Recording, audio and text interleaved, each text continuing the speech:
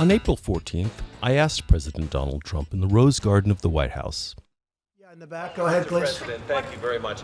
I have two questions. One is from One question.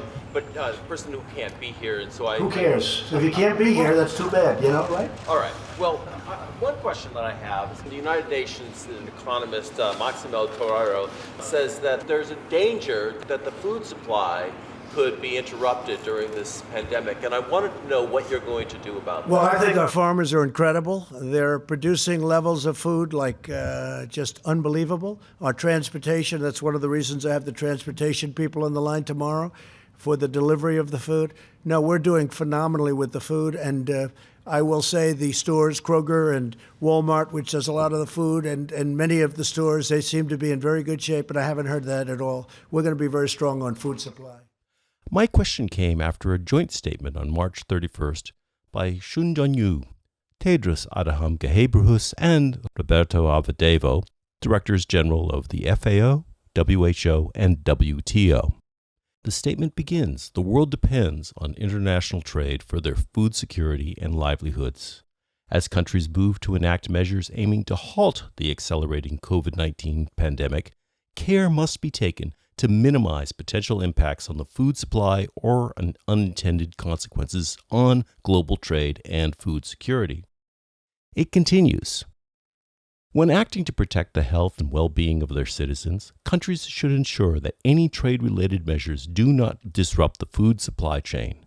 Such disruptions, including hampering the movement of agricultural and food industry workers, extending border delays for food containers, result in the spoilage of perishables and increasing food waste. Food trade restrictions could also be linked to unjustified concerns on food safety. If such a scenario were to materialize, it would disrupt the food supply chain, with particularly pronounced consequences for the most vulnerable and food-insecure populations. Acceding to worries over potential tariffs, they say, uncertainty about food availability can spark a wave of export restrictions, creating a shortage on the global market. Such restrictions can alter the balance between food supply and demand, resulting in price spikes and increased price volatility.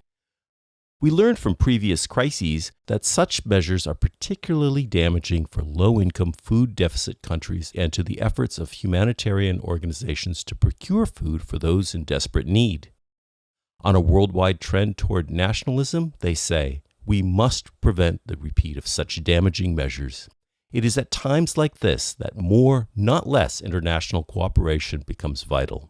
In the midst of the COVID-19 lockdowns, every effort must be made to ensure that trade flows as freely as possible, specifically to avoid food shortages.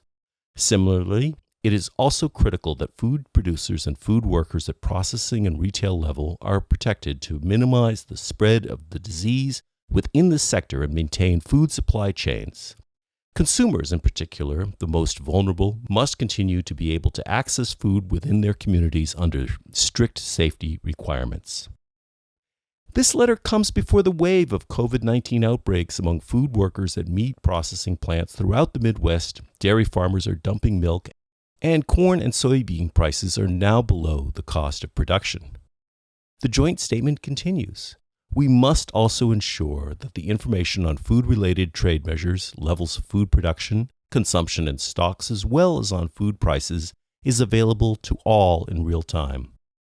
This reduces uncertainty and allows producers, consumers, and traders to make informed decisions. Above all, it helps contain panic buying and the hoarding of food and other essential items. In a reaffirmation toward worldwide cooperation and globalism, they conclude, now is the time to show solidarity, act responsibly, and adhere to our common goal of enhancing food security, food safety, and nutrition, and improving the general welfare of people around the world. We must ensure that our response to COVID-19 does not unintentionally create unwarranted shortages of essential items and exacerbate hunger and malnutrition. Doug Christian, Washington, D.C.